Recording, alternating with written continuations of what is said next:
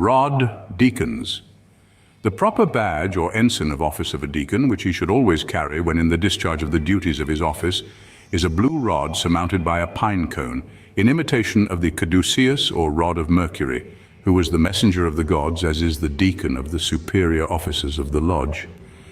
In the beginning of the 19th century, columns were prescribed as the proper badges of these officers, and we find the fact so stated in Webb's Monitor, which was published in 1797, and in an edition of Preston's Illustrations, published at Portsmouth, New Hampshire, in the year 1804.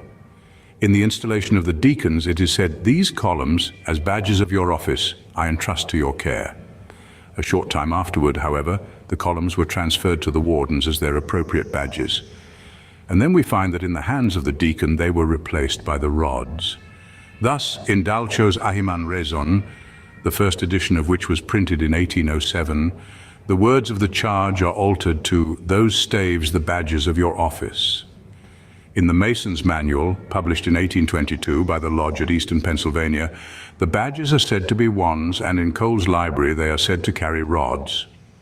All the subsequent monitors agree in assigning the rods to the deacons as insignia of their office, while the columns are appropriated to the wardens. In Pennsylvania, however, as far back as 1778, the proper pillars were carried in procession by the wardens, and wands tipped with gold were borne by the deacons. This appears from the account of a procession in that year, which is appended to Smith's edition of the Ahiman Rezon of Pennsylvania.